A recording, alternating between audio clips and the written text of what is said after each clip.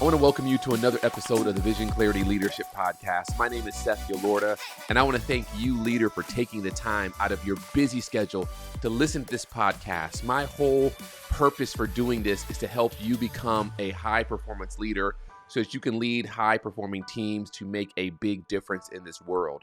And so with this podcast, we are on a mission to help every person see themselves as a leader and to equip every leader to lead their teams with a clear, compelling vision. Each week, we provide free tools and resources so that you can expand your leadership capacity so you can lead with a big, bold, and courageous vision that will inspire your team and change the world.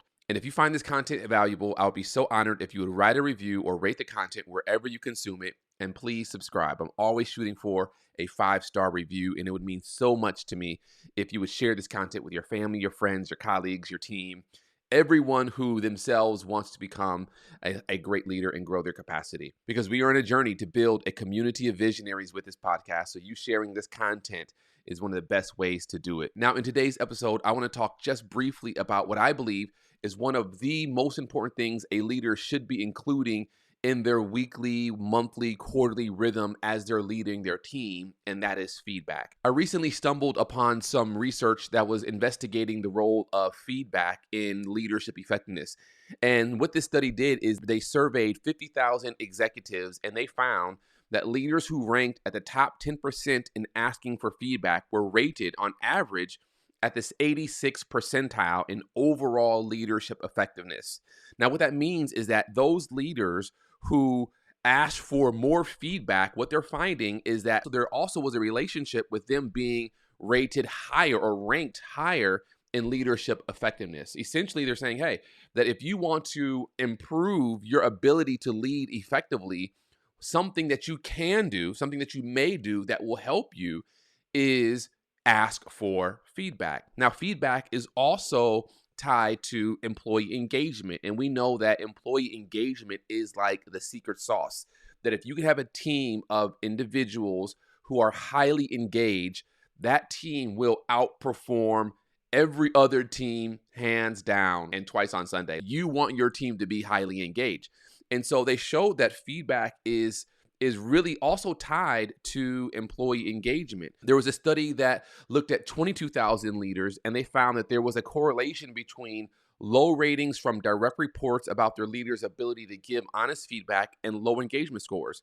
Conversely, they found that a leader who was rated in the top 10% of giving honest feedback, their reports ranked their engagement in the top 23%. So basically, they're showing a relationship between a leader's ability to give honest feedback and that team's engagement scores. So if you cannot give honest feedback, and I'll go so far to say if you can't receive honest feedback, then that is going to lead to lower engagement scores from members of your team. Conversely, they also show that if a leader was rated higher in giving honest feedback, that it also showed a positive correlation with their team members' engagement, and those team members were ranked in the top 23%.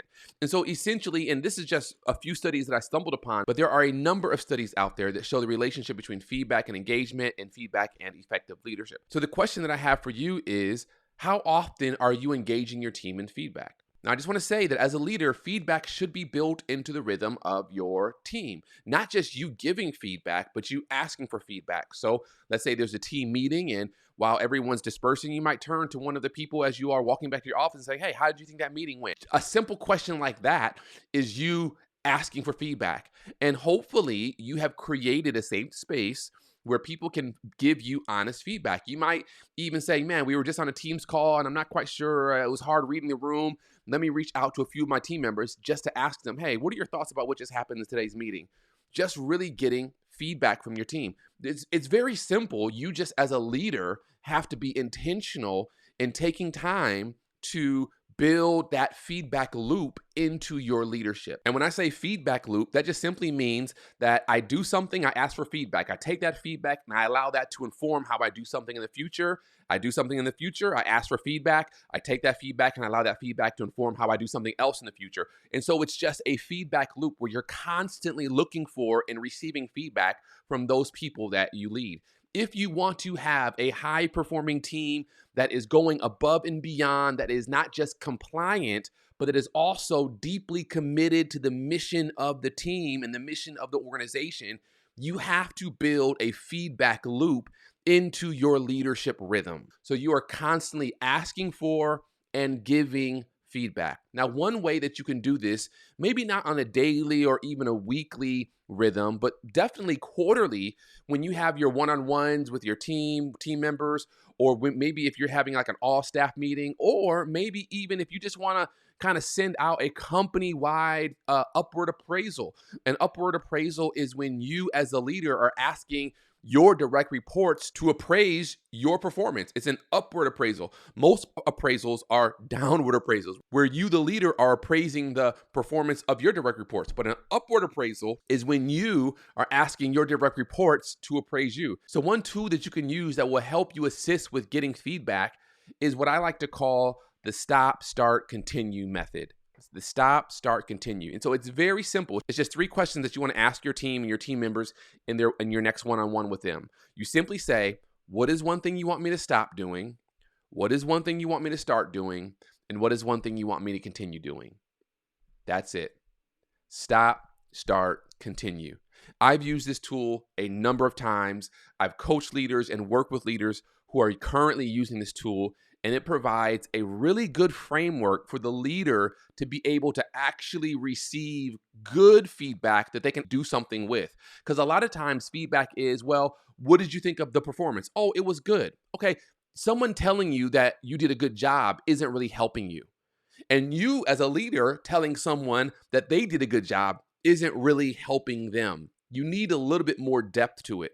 You need something that, okay, but what about it? What was good? Like, what could have been better? What should I do next time, or what should I not do next time?